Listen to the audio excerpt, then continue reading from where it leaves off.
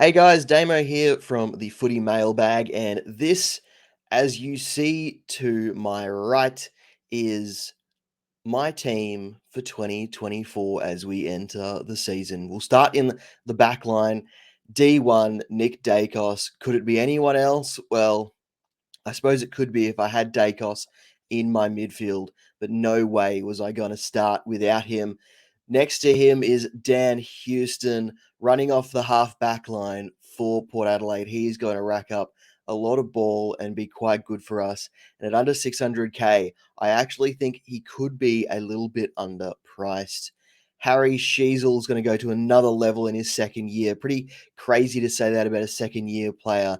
And Hayden Young, that midfield role looks real and good for his scoring to go up another level again in 2024. Rounding it out is the rookies with Josh Gibcus and Blake Howes on field, Zach Reed and Nick Caulfield on my bench. Down to my midfield, and Marcus Bontempelli is sitting there in the M1 position as he has always been in. Next to him is Zach Butters. The ankle injury in the preseason is a little bit worrying, but they said if it was a real game, he would have gone back out. So I am going to lock him in as well. Caleb Sarong and Tom Green, pretty similar prices, but both players certainly won't regress in 2024 and every chance to go up another level again. Jai Newcomb is going to command that Hawks midfield, and his back end to last season and his preseason to date just locks him in for another great season and perhaps getting him into that 600k range pretty quickly. And then Nick Martin running off the halfback for Essendon. Well, the overall plan for him is to move him to the back line, assuming he gets DPP. But worst case scenario, he ends up in my M8, M9 position and still produces some quality scoring for my team. And for my bench in the midfield, Colby McKercher and Henry Hustwaite get the nod there. Having Riley Sanders, Matt Robert, and Jai Clark on my bench means I've got some real strong backup for my field in the case of Tom Green's bye, or if there's a low sort of injury where they only miss a couple of weeks.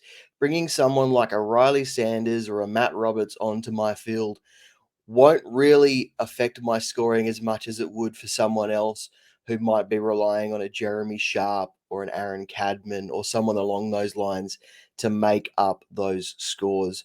So I feel like even though I've got a little bit expensive in my midfield, it should keep my scoring at a high quality and give me a good base for the season. In the ruck line, Max Gawn, Brody Grundy. Max Gawn didn't have the greatest game in round one or opening round, I guess you should call it, against the Swans, but he doesn't have a history of opening the season with great Supercoach scores. So hopefully that's out of the way and we get the good stuff when it actually counts. In the forward line, my F1, my worst nightmare has happened. Nat Fife is in my F1 position, and well, it looks like he's going to be okay. He was back to his best. He was looking back to his best in that preseason game against Port Adelaide. Next to him, James Jordan, Harley Reid. Most people will have Harley Reid on job security alone, but talent should get him some good scores. Caleb Windsor, Alex Sexton, Darcy Wilson rounding out the on-field positions with Ollie Dempsey and Aaron Cadman on the bench.